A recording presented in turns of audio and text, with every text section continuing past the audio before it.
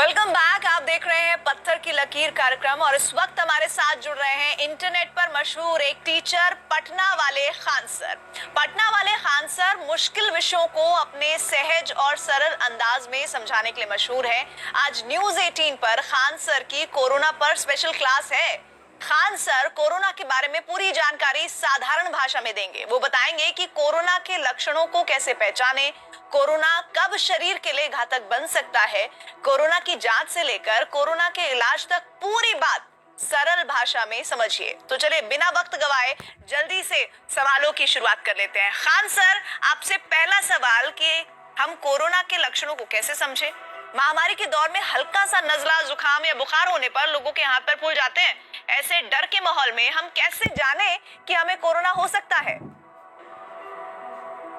सबसे बड़ा प्रॉब्लम यही है कि अभी मौसम चेंज हो रहा है, बरसात एंट्री कर रही है, तो खांसी बुखार अभी नॉर्मल हो गया है और लोग इतना डर गए हैं कोरोना को लेके ना कि उनका इम्यून सिस्टम मतलब एक मानसिक दबाव में जी रहे हैं। तो एक इससे घबराना भी तो नहीं है ना कि मतलब एक नॉर्मल फ्लू भी हो सकता है वो। तो कई लोगों में हम देख रहे हैं कि उनको कोरोना नहीं भी है फिर भी डर जा रहे हैं वो लोग। तो खांसी बुखार तो खैर ये तो नॉर्मल भी आता है, बट सांस का फूलना, दम फूलने लगता है, सूखी खांसी हो जाना, ये ऑक्सीजन लेवल का गिरना, ये सबसे बड़ा सिम्टम्स हो जाता है। बुखार का लेवल ज्यादा रहना, ये सिम्टम्स ज्यादा है। और ऑक्सीमीटर से ऑक्सीजन लेवल नाप लेना कि अगर आपका 94 से अबव है तो आपको कोई प्रॉब्लम नहीं है अभी के वक्त में। और जो नया स्ट्रेन है कोरोना का, वो सबसे ज्यादा डिस्टर्ब अगर कर रहा है तो वो ऑक्सीजन लेवल को एकदम गिरा रहा है। आप देखिए पूरे इंडिया का चेन सिस्टम जो था ऑक्सीजन सप्लाई का पूरी तरह से ध्वस्त हो गया यहाँ पर। ठीक है, और साथ ही एक और सवाल इसके साथ आता है, वो ये कि कोरोना जांच की बात होती है तो कहा जाता है कि आरटीपीसीआर टेस्ट अभी तक सबसे भरोसेमंद इसी टेस्ट को माना गया है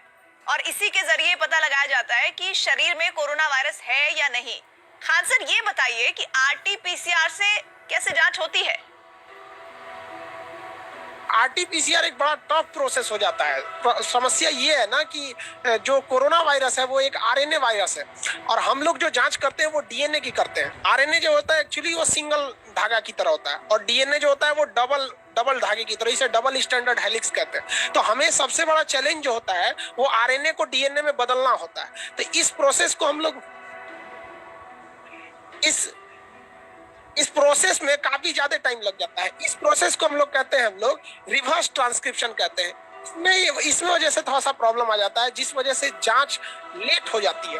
अब यहाँ पे आरटीपीसीआर में क्या होता है कि रिवर्स ट्रांसक्रिप्शन का वो आरएनए से डीएनए में लाएगा।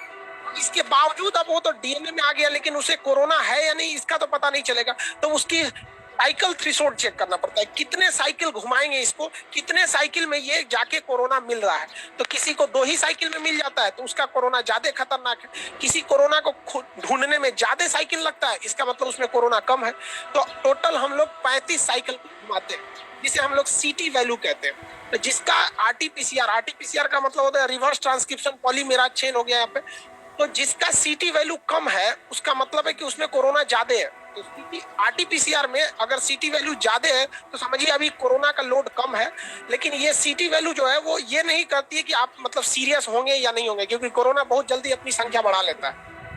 अच्छा, आपने बताया कि सीटी वैल्यू को किस तरह से उसका हवाला दिया जाता है। आखिर आरटीपीसीआर टेस्ट में सीटी वैल्यू क्या होती है, इसको आपने समझाया सरल भाषा में। और ये भी अब थोड़ा और डिटेल में बताइए कि सीटी वैल्यू के मायने होते क्या हैं। सीटी वैल्यू बताता है कि आपके ऊपर कितना कोरोना वायरस का लोड आ चुका है। सपोज कीजिए कि आप किसी कोई बिल्डिंग है, उस बिल्डिंग में आतंकवादी घुसे हैं सब। तो हमारे जो पुलिस फोर्स या कमांडो जाएंगे तो सबसे पहले कमरे को चेक करेंगे। तो जैसे टोटल कमरे को तो कोई चेक नहीं कर सकता है ना, तो एक प्लान बना लिया जाएगा कि हर कोने से कुछ कमरे चेक कर लेना है, बीच में से कमरे चेक करना है, लॉबी, सीढ़ी वगैरह को चेक कर लेना है। तो ऐसे वैज्ञानिकों ने बताया है कि जब हम लोग आरएनए से डीएनए बनाएंगे तो इसमें कितने साइकिल को हम लोग चेक करेंगे। तो टोटल हमें 35 साइकिल चेक करना है, उसी को कहते हैं साइकिल थ्रेशोल्ड। अब जैसे हम किसी कमरे में गए, किसी बिल्डिंग में जिसमें आतंकवादियों को ढूंढना है, जैसे दरवाजा खोले हमें आतंकवादी मिल गया। पहले ही दरवाजा में मिल गया तो उसे सीटी वैल्यू कहेंगे 1। किसी का पहला में नहीं मिला, दूसरा में नहीं मिला, 10वां में जाके मिला तो हम कहेंगे कि उसका सीटी वैल्यू 10 है। मतलब आतंकवादी यानी जो एनिमी है उसे ढूंढने में ज्यादा टाइम लग रहा है, मतलब दुश्मन की संख्या कम है।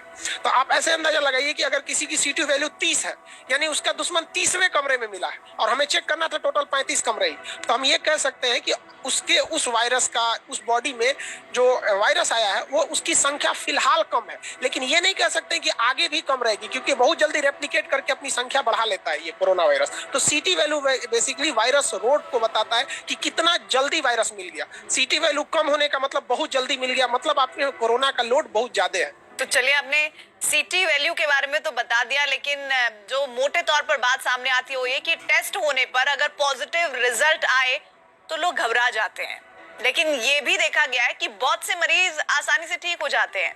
कोरोना पॉजिटिव होने पर हमें ये पता कैसे चलता है कि खतरा जो है वो कितना बड़ा है?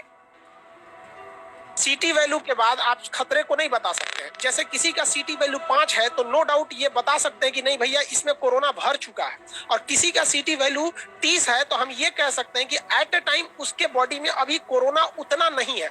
लेकिन यहाँ दो समस्या है, जिसका सीटी वैल्यू 5 है उसके शरीर में पूरा कोरोना भर चुका है।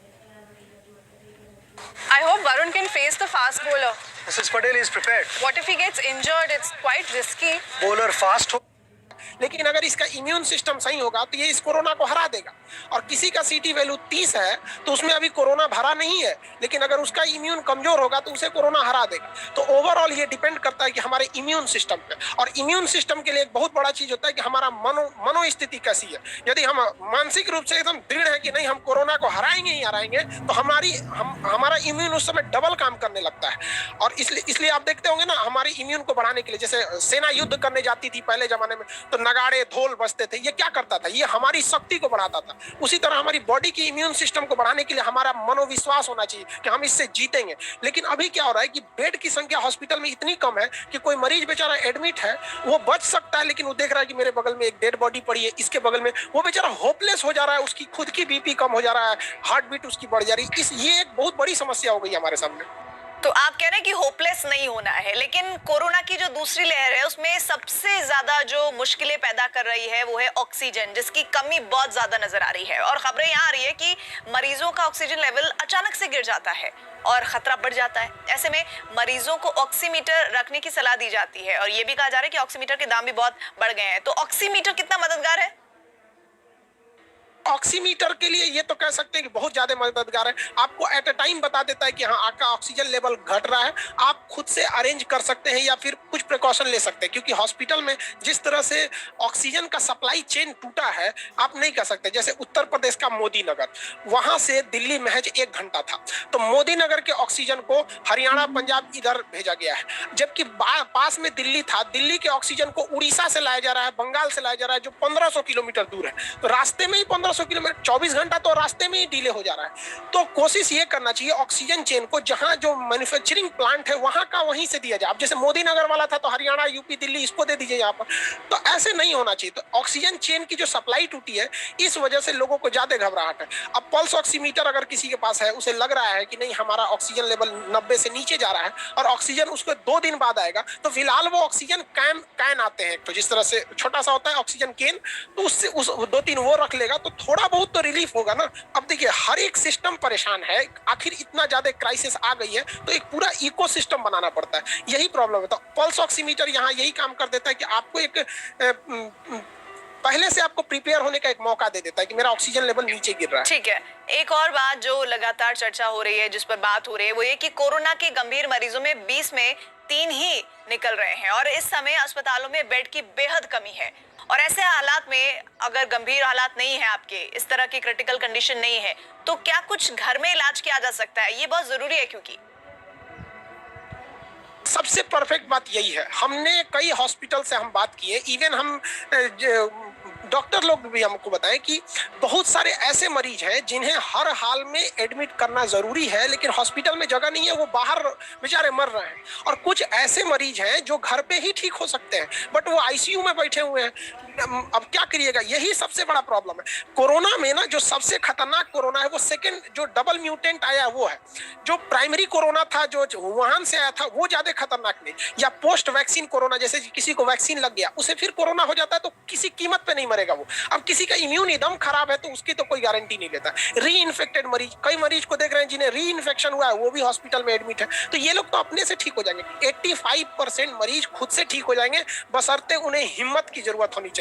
एक मेरे जान पहचान में एक है मेरा, उसको कोरोना था और उसका टेस्ट जांच कराया तो रिपोर्ट मेरे पास आया। हम उसको बताए नहीं भाई तुम्हें कोरोना है, लेकिन हर वो दवा, विटामिन सी, जिंक, दूध, नारियल पानी, ये सारा उसको देते रहे। और हम उन्हें उसको कहा कि तुम्हें डेंगू है, तो कहा सर कोई दिक्कत नहीं, हम डेंगू को तो ऐसे हरा देंगे। और वो ठीक हो गया। और जब ठीक हो गया हम उसको बताएं कि हम तुमको कोरोना है, 2 दिन तक उसका बीपी लो था कि सर आप हमसे झूठ बोले। तो यहाँ एक ये मानसिकता भी हो गई है कि लोग डर जा रहे हैं बहुत, क्योंकि अगल बगल की स्थिति को देखकर। तो डरना भी नहीं है इसमें, हिम्मत से काम लेना है यहाँ पर, और घर पे ठीक हो जाते हैं। इसलिए जरूरी है कि अगर आप घर होम आइसोलेशन में हैं तो याद रखिए आपके पास पल्स ऑक्सीमीटर रहना चाहिए, क्योंकि पल्स ऑक्सीमीटर अगर 85 से नीचे जा रहा है तो फिर आपको डॉक्टर से कंसल्ट करना पड़ेगा। और डॉक्टर अगर घर पे ऑक्सीजन प्रोवाइड करा देते हैं तो घर पे ऑक्सीजन लेने पे एक डेक्सामेथासोन जरूरी हो जाता है कि जब आप ऑक्सीजन पे हैं तो आपका फीवर लेवल को कंट्रोल करने के लिए वो डेक्सामेथासोन, वो डॉक्टर ज्यादा अच्छे से प्रेस्क्राइब करेंगे इसको। ये बहुत बड़ा सच है जिस पर आप बोल रहे हैं कि कोरोना रिपोर्ट पॉजिटिव आने पर लोग बहुत होपलेस हो जाते हैं। अगर कोरोना पॉजिटिव हो भी जाए तो घर पर कुछ ऐसे तरीके बताइए जो फर्स्ट एड के तौर पर अपनाए जा सकते हैं। घर के लिए क्या है कि आपको 2 चीज का इसमें ध्यान देना है। सबसे पहला आपको हमारे अगर देखेंगे तो जिंक की मात्रा कम नहीं होनी चाहिए, और शुगर के मरीज में इंसुलिन कम होता है, और इंसुलिन बना ही होता है जिंक से।